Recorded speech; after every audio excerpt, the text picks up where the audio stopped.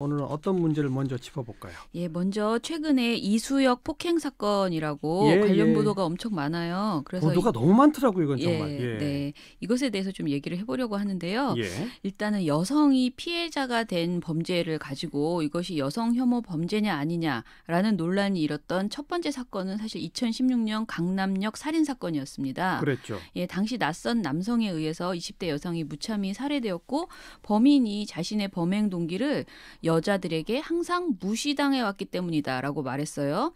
이 발언이 전해지면서 이것은 여성 혐오 범죄라는 국민의 분노가 일기 시작했습니다. 예, 예. 그런데 당시 경찰은 정신질환을 앓고 있었던 이가 저지른 사건이기 때문에 여성 혐오 범죄가 아니다라는 입장을 내놨고요. 예. 그러자 국민들이 더 이것에 대해서 갑론을박을 하기 시작했습니다. 예. 여성 혐오 범죄다 아니다 하면서 이후에 국가인권위원회가 이 사건을 일상의 공간에서 상대적으로 약자인 여성을 대상으로 한 범죄다라고 규정을 했습니다. 예, 예. 당시 인권위에서는요. 사회적 약자 대상 혐오 및 범죄 발생에 대한 위원장 성명을 발표했는데요. 이게 굉장히 의미가 있는 내용이 있습니다. 네. 여성을 대상으로 한 폭행 및 강력 범죄가 지속적으로 발생하고 있다. 특히 최근 발생한 사건들은 피해자와 가해자가 일면식이 없고 일상의 공간에서 상대적으로 사회적 약자인 여성을 대상으로 발생했다는 점에서 안전과 생명에 대한 여성의 불안감은 날로 증가하고 있다. 그리고 최근 몇 년간 특정 성뿐만 아니라 사회적 약자를 비하하는 표현들이 인터넷을 중심으로 확산돼 왔고 비하 또는 혐오 표현들은 일부 방송 및 일상생활에서 아무런 문제의식 없이 사용되고 있다라고 지적을 했습니다. 여성뿐 아니라 뭐 장애인, 노인 이런 식으로 확대되고 있죠. 예, 그렇죠. 예. 그리고 사실은 남성에 대한 비하 표현들도 굉장히 많이 있죠. 나오고 있습니다. 예. 제가 이렇게 길게 말씀을 드린 이유는 당시 이 사건 당시에는 여성 혐오 사건이냐 아니냐에 대한 과도한 언론 보도가 충분히 가능하고 나와야 하는 시기였다라고 생각을 했습니다. 강남역 살인 사건의 경우는 네. 그런데 이번 이수역 남녀 폭행 사건을 과연 그렇게 봐야 할 것인가에 대해서는 좀 고민해 볼 필요가 있다고 생각합니다. 예. 이번 사건은 한쪽에서는 여성이 심한 욕설과 접촉을 했다는 이유로 남혐 범죄라고 칭하고 있습니다. 한쪽은 그렇게 주장하고. 예, 그리고 다른 한쪽에서는 시비 끝에 여성이 머리를 꿰매야 할 정도로 심한 폭행을 당했다면서 여혐 범죄라고 규정하고 있어요. 뭐 처음에는 뭐 머리를 짧게 자르고 화장을 안 했다. 그것 때문에 탈 코르셋 운동하는 거라서 때렸다. 뭐 네. 이런 식으로 또 허위 사실도 나왔잖아요. 그렇죠. 예. 그리고 이제 그 영상 같은 것이 나오기 시작하면서 이게 이제 성대결 구도로 계속 번졌습니다. 그래요. 예, 문제는 요즘 이렇게 성이 중심이 되는 사건을 두고 남혐, 여혐 논란이 커지는데 이 사안에서 가장 재미를 보는 곳이 언론사라는 것입니다. 아하. 예, 이런 사건은 대개 커뮤니티에서 먼저 화제가 되거든요. 그런데 이것을 언론사가 받아쓰면서 확대 재생산이 되곤 합니다. 네. 여혐이냐 남혐이냐 이런 것이 하나 터지면 같은 기사가 수천 건씩 쏟아지거든요. 예. 그러면서 포털 사이트가 완전히 도배가 되고요. 온 국민이 다른 정치적 이슈 주요한 것이 많은데 이 사건에 거의 집중하게 돼버리는 네, 이런 네. 상황이 계속 나오고 있어요. 기자들이 발로 뛰면서 현장에 가서 사실관계를 파악해서 사실 보도를 우선해야 되는데 네. 사실관계는 뒷전에 두고 그냥 인터넷에 올라온 이런저런 글들을 그대로 베껴서 쓰는 그러니까요. 이런 기사가 문제 아니에요? 네, 네. 그 최근에 시사저널의 조문희 기자가 쓴 기사가 하나 마음에 들어서요. 제가 네. 가져왔는데 남녀 대결 떴다 하면 덮어놓고 분위기 활활이라는 제목의 보도예요. 예. 이 보도에서요.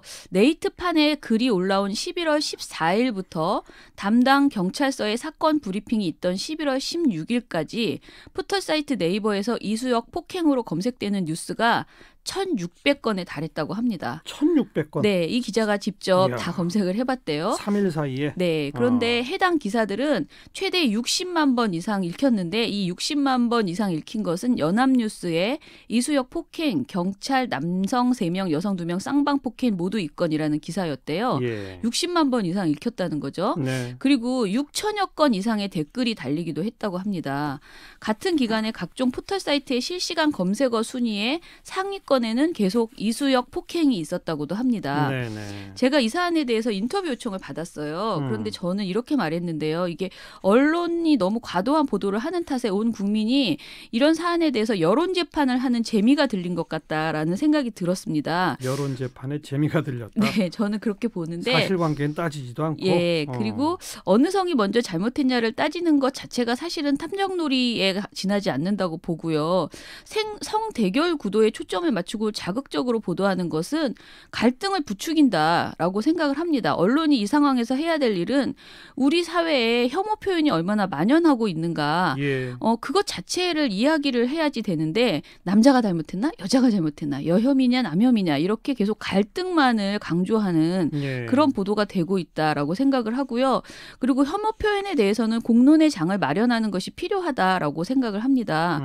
그리고 남혐 사건이든 여혐 사건이든 분명히 있을 수 있어요. 뭐 남혐 사건도 있을 수 있어요. 그런데 어떤 사건이 벌어졌을 때 그 사건이 우리 사회의 한 단면을 볼 수 있는 의미 있는 것으로 해석하는 언론의 그 시각도 분명히 필요합니다. 예. 예를 들면 2014년에 송파구에서 세 모녀가 자살한 사건이 있었잖아요.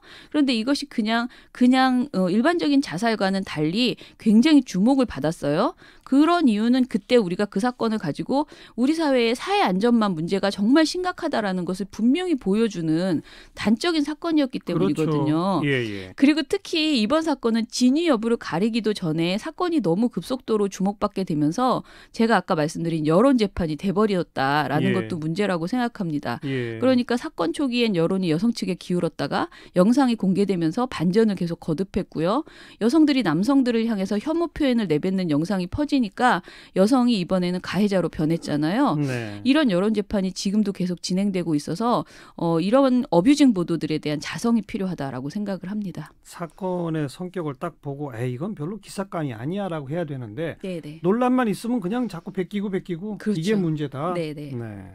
그리고 또 어떤 문제를 볼까요? 그리고 두 번째는요. TV조선의 김강일의 신통방통이라는 방송에 대해서 오늘 가지고 나왔는데요. 예. 저희가 시민방송심의위원회라는 것을 하고 있습니다. 방송통신심의위원회에 심의를 냈던 사안들 중에서 네. 좀 의미 있는 사안을 저희가 일주일에 하나씩 시민들에게 먼저 공개를 하면서 이거 좀 얘기해 주세요라고 하는데 이번 주 안건이 요거였어요. 예. 북한의 삭간물 비밀 미사일 기지 논란으로 대담을 나누던 중이었는데요. 예. 이 대담 중에 황당한 주장이 나왔습니다. 어떤 주장? 바로 오산의 미군 기지 앞 아파트에 북한 고정 간첩이 있다라는 주장을 했거든요.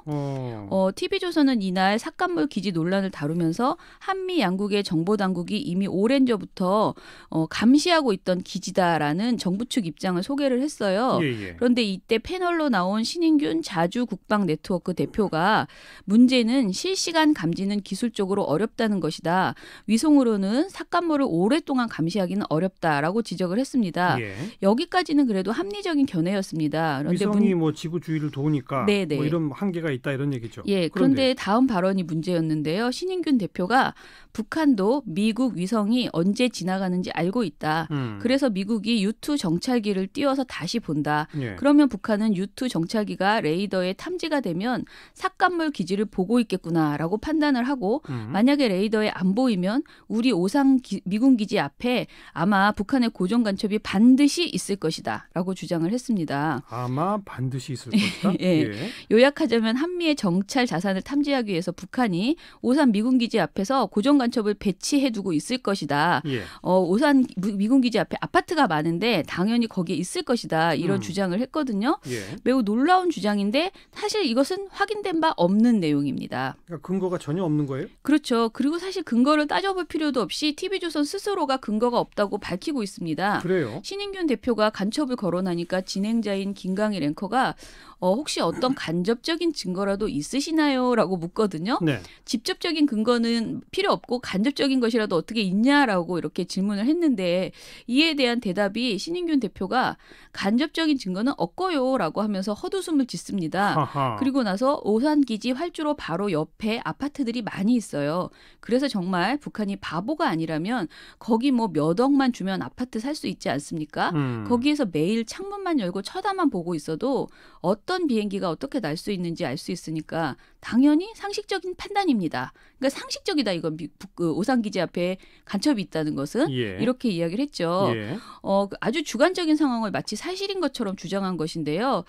보도 기능을 포함한 시사 프로그램이거든요. 이 방송이. 그런 데서 자신의 주장에 근거가 없다고 자신 있게 말하는 장면도 사실 놀랍지만 하하. 고정 간첩이 있다는 주장을 이렇게 쉽게 할 수 있다는 그 TV조선의 보도 행태가 좀 문제가 있다라고 이렇게 생각합니다. 방금 소개한 그 김광일의 신통방통 이 프로가 좀 제재도 많이 받고 문제가 많잖아요. 네네. 그래서 진행자가 하차를 했습니다. 아, 그래요? 예, 제가 말씀드린 그 방송 다음 날인 16일에 본인이 5년 넘게 진행했던 TV조선 김광일의 신통방통에서 하차한다라고 방송에서 말을 했습니다. 예. 하차한 이유는 사실 민원연 때문이라고 본인이 방송에서 이야기를 했는데요. 그 프로그램이 방송통신심의위원회로부터 많은 제재를 받았고 특히 최근에 나온 법정 제재가 결정적이다 이렇게 얘기를 했어요. 예. 지난해 3월 종편 재승인 심사 당시에 조건부 재승인을 받았잖아요. TV조선이. 그랬죠. 그러면서 올해 방송통신심의위원회 법정 제재를 오보, 막말, 편파 관련된 조항에서 4개 이하로 받아야 하고요. 5개가 넘어가면 시정 명령을 받게 됩니다. 네. 지난 10월 말에 3번째 법정 제재가 나왔는데 바로 그게 TV조선의 김광일의 신통방통 방송이었습니다.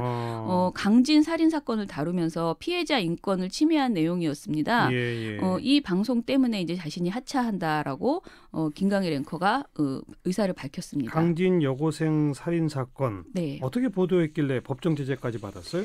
일단은 피해자에 대한 심각한 2차 가해 또는 진행자의 태도 문제가 주의가 나온 가장 결정적인 이유인데요. 예. 당시 TV조선은 사건의 진상이 밝혀진 것이 없는 상황에서 피해자의 원조 교제, 몸캔 가능성, 산짐승에 의한 피해자 시신 훼손 가능성 등을 그 여러 가지 추정을 남발했습니다. 근거 없는 추정? 네, 진행자 김광일 앵커가 50대 용의자가 내가 여고생 하나 데리고 가는데 너하고 나하고 이 여고생을 어찌어찌 좀 성폭행을 어떻게 하자 이랬을 가능성이 있냐라고 말하고요. 굉장히 구체적으로 범행 당시의 입장을 추정해서 논란이 컸습니다. 네. 이런 문제점이 많은 방송이 있어서 이제 그때 당시에 법정 제재가 나왔고요. 그리고 또 하나 8월 22일 방송에서는 김광일 앵커가 장애인 상습 성폭행 사건의 피해자를 두고 반편이다라는 그런 사실은 이게 장애인 비하 용어거든요. 이런 표현을 사용을 했어요. 그리고 피해자를 두고 그러니까 예전에는 그런 이 성폭행 사건이 이제 장애인이 피해자거든요. 예, 그러니까 예. 반편이라는 말이 예전에는 있었다라고 말을 했습니다. 예전에는 예. 장애인을 그렇게 불렀다라고 말을 했는데요. 예, 예. 이 방송에서 노인이 속은 것 같아라는 피해자에게 책임을 전가하는 2차 가해성 인터뷰도 보도를 했거든요. 노인이 가해자예요?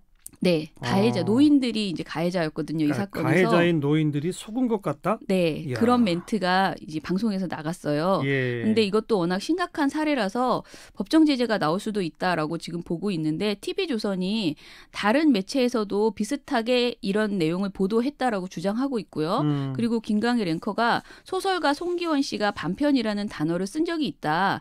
사회 주변부로 밀려나서 억눌린 사람들의 시각을 통해 새로운 진실에 접근하고자 했던 게 워낙 인상적이었다라는 해명을 했습니다.